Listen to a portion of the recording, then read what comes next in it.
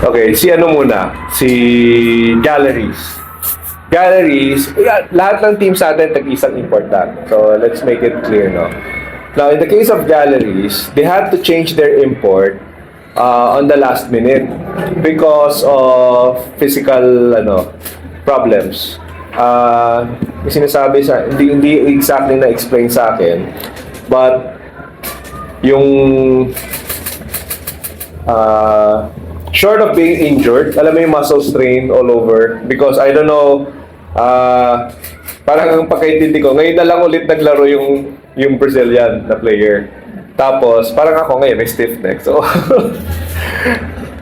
na-strain yung katawan. So, hindi makapag-perform. So, they had to change the last minute. So, sabi ko nga sa Galleries nun, parang, di ba kayo, kasi nabayaran na yung fees nila sa PNVF eh. So, hindi, okay lang. So, they had to shoulder. And then, they were able to get a replacement import from Thailand. So, malapit lang. Kaya, yun, si Chualim na yung pumalit. So, technically, it's just one import. Hindi listed yung isa. Okay. Now, in the case of Nextled, same thing. No? Nagkaroon ng parang, hindi ko, yung Chinese kasi, na yung una nilang import, supposedly, hindi siya, hindi pa sila final with her.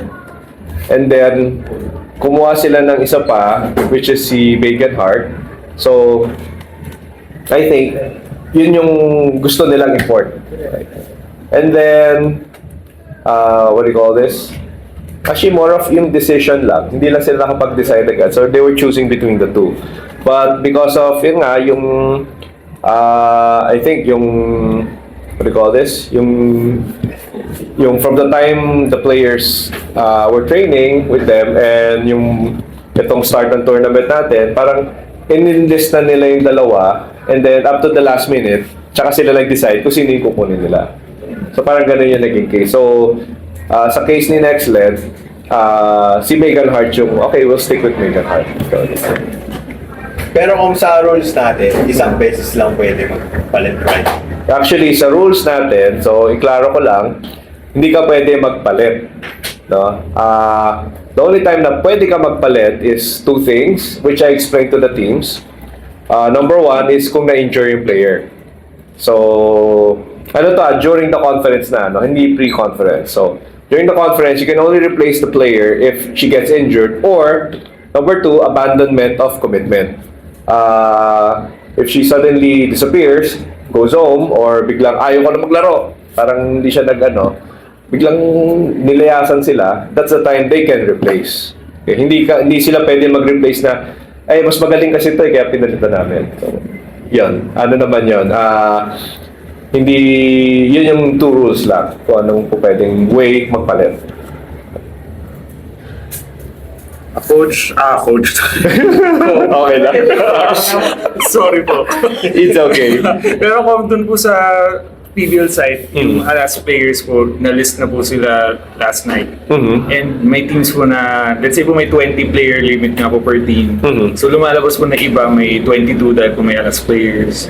So in that case po ba, yung alas players po na listed sa site per team, eligible po talaga sila lahat or confirm na po sila from the teams na babalik po sila this conference? Okay. Ang rule kasi natin is you can have a total of 20 regular players plus 1 import.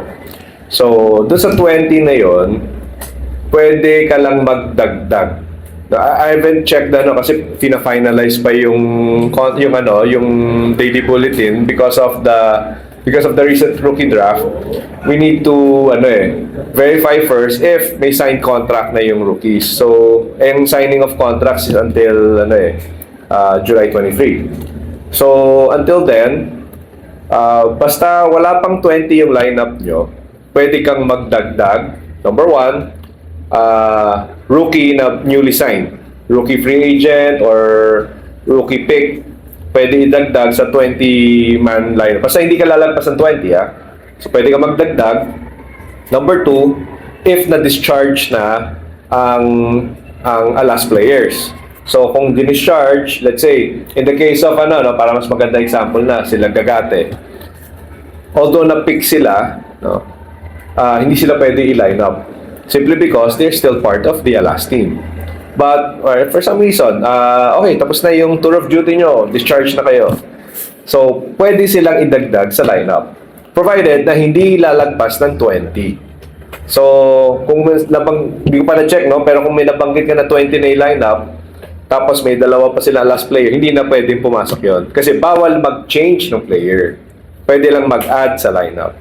Okay. At they can't, parang bawal po yung direct substitution po na. Bawal Under po ako ng mag-replace. 2, tapos magpapalit po ako. Clear naman yan sa teams na hindi ka pwede mag-replace.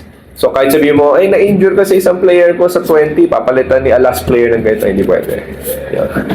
Kung dun sa imports po, so yung dalawang teams na naglaro kanina, yung import po na naglaro nila, stay na po yun. Ay, You yes. can only replace kapag yung Kung- two situations na. Yeah, yung two situations na mention ko, that's the only time. So yung naglaro kanina, that's it.